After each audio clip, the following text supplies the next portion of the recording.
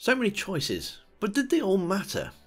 In this video, I'll be taking a look at 5 choices that were ultimately pointless. Welcome back, Commander. If this is your first time here, I make videos on Mass Effect, so be sure to check them out once you finish this one. What's the most disappointing choice that you found in the game, and is it on this list? Let me know in the comments. Oh, and it goes without saying, but you know, spoiler warning. Captain David Anderson, beloved by many, hated by a few. Poor fella just can't catch a break when it comes to Normandy, but that's a story for another time. Anderson has 2 instances when the player is presented with a choice that ultimately doesn't matter. The first is towards the end of Mass Effect. The Normandy controls have been locked out and he orders you to take the ship to Ilos to stop Saren. He will sort out the lockdown. There are 2 ways that you can do this. Either override Udina's computer, which could result in a court-martial, or manually override the lockdown from the security, which runs a very high risk of being shot. So the outcomes don't look good either way. Clearly, Udina's office is supposed to be the Paragon choice, and being shot is the renegade option. Being a senior rank to Shepard, he naturally gives you the decision on his fate. I break into the Ambassador's computer, or I take my chances with the patrols in Citadel controls. If you're lucky, the patrols won't catch you. I'll be careful. You ready to get the hell off this station, Commander?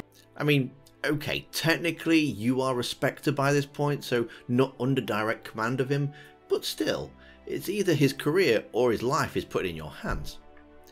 However, no matter your choice, Anderson will always appear in his blues looking for Shepard amongst the rubble. Knocking out Earth's politician grants him a promotion to Admiral in Mass Effect 2, and being shot by security has no effect on him at all. This guy's a machine. Anyways, if nothing has changed, then what was the point of thinking that you might have gotten him killed? And due to his military rank, why would he put that decision to you? It just makes no sense. The second pointless decision involving Anderson isn't quite as bad, and it does have a little payoff. Towards the end of Mass Effect, you get a choice of who you'd like to represent you on the new council. This can either be Anderson or Udina. Udina seems to have completely forgotten Anderson might have assaulted him not so long ago. Nevertheless, whoever you choose, Udina will ultimately become the counsellor by Mass Effect 3. At least, they do honour your decision in Mass Effect 2.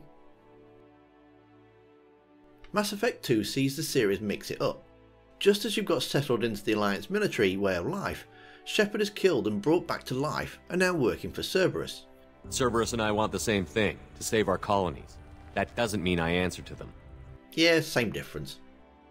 A mission you pick up early on involves looking for a lost Cerberus operative. Once you land and take out the Eclipse mercenaries, you find the operative has been killed. You recover the data he was in possession of, and EDI informs you it could really damage Cerberus if it was leaked to the public. Now, you've spent an entire game with the Alliance and found out that they left you for dead. Cerberus brought you back and gave you a brand new shiny ship. So you've got 3 options. 1. Upload the data to Cerberus Command. 2. Upload the data to Alliance Command. Or 3. Keep the data for yourself. This sounds like a really big deal. Do your loyalties lie with the Alliance? Have you switched to Cerberus and do you not trust either of them and want to keep it for yourself, you know, for insurance? Well, it doesn't really matter, as nothing changes whoever you give it to. You would think something that's given this level of choice could really impact your standing with Cerberus somewhere down the line, but the reward is the same, and it's never mentioned again. At all. Ever. Oh, and if you haven't already, would you mind just giving a boom on the like button? It really does help out the channel. Dr. Saleon is Garrus's loyalty mission in Mass Effect. Before they were known as loyalty missions in Mass Effect 2, Garrus, Rex and Tali all had missions that are unique to them. Rex, you can find his family armour, Tali, you can help her complete her pilgrimage, and Garrus wants you to help track down Dr. Saleon. When CSEC officer Garrus was on the case of a body part smuggler growing body parts on people, he would then sell them on the black market. Sounds like a real charming fellow. After speaking with Garrus a few times, he'll tell you his story and say that he's tracked the Doctor to a ship and he wants to finish the job.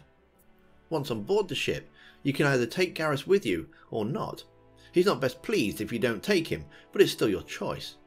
That's not the pointless choice, however. When you meet the Doctor, he tries to claim he's Dr. Hart, and Garrus has the wrong Saleon. Garrus is convinced it's Dr. Saleon and wants to kill him.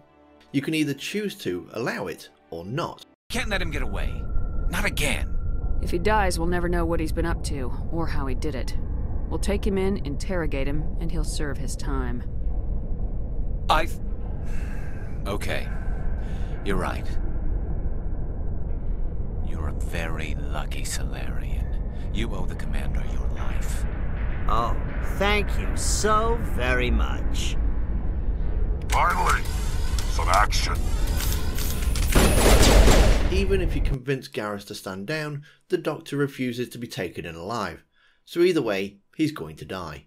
And so he dies anyway. What was the point of that? The Arrival is a fantastic DLC that sees Shepard stop the earlier arrival of the Reapers. This is a great DLC that bridges the gap between Mass Effect 2 and Mass Effect 3. Sent into Batarian space on a rescue mission, this escalates quite quickly, and soon you find out that the Reaper invasion is going to happen in around about 20 minutes. The crew are all indoctrinated, so that leaves just you to destroy the mass relay and delay the Reaper forces. All in a day's work for Shepard. But there is a slight problem. The destruction of the relay will take out an entire Batarian system. There's no other way to stop the Reapers, so now you have a choice. Warn the Batarians and give them a chance to escape, or just leave them to their fate. Well, it doesn't really matter, because even if you're the kind-hearted Shepard that has no problems with the Batarians, then trying to send a warning doesn't work. Either option results in the same: the system is destroyed with no survivors. The Collector base has to be the biggest missed opportunity in the entire franchise. You have spent the time and the energy recruiting the best specialists for what is known as the Suicide Mission. You have built their loyalty, fought alongside them, infiltrated the Collector base, saved a crew, and stopped a giant human Reaper being produced. So what's left? Destroy the base, so that the work can't be carried on, right? Great idea. However, just as you're setting up, the Elusive Man gives you a call and tells you to kill the remaining Collectors but leave the base intact. And if you think about it, it kinda has a point. It's exactly what the Reapers do. They use the enemy's strengths against their enemies, for example indoctrination. It's here, Vigil explains it well. Some worlds were utterly destroyed, others were conquered, their populations enslaved. These indoctrinated servants became sleeper agents under Reaper control. Taken in as refugees by other Protheans, they betrayed them to the machines. Within a few centuries, the Reapers had killed or enslaved every Prothean in the galaxy. They were relentless, brutal, and absolutely thorough. So you might be swayed with the Elusive Man's words. Here you are with a Collector's base, half-built Reaper inside, and all that lovely Reaper tech. For the first time, you might be able to actually turn the Reaper's technology on them. Go on the offensive rather than the defensive. Or you can stick to your guns. You came here to stop the Collectors and destroy the base. These are your options. And the biggest one that will have a major impact on Mass Effect 3. Well, you would like to think it did. In reality, it doesn't matter. It might affect a few war assets, but they could have really gone to town with it. For example, if you destroyed it, you could have really hampered Cerberus operations, or if you'd handed it over to them, thinking that you did the right thing, then Cerberus troops could have had different weapons and armour and improved technology. Hell, they could even add it as another level that you had to go back to. What do you get instead? The Reaper heart if you destroyed it, and the Reaper brain if you handed it over. How could they have salvaged anything if you blew it up beyond me anyway? One lowers the requirement for the control ending, while the other lowers the requirement for the destroy ending. Frustratingly missing a potential crucial plot element. But from the pointless decisions to just plain wrong decisions, especially if you play as a renegade.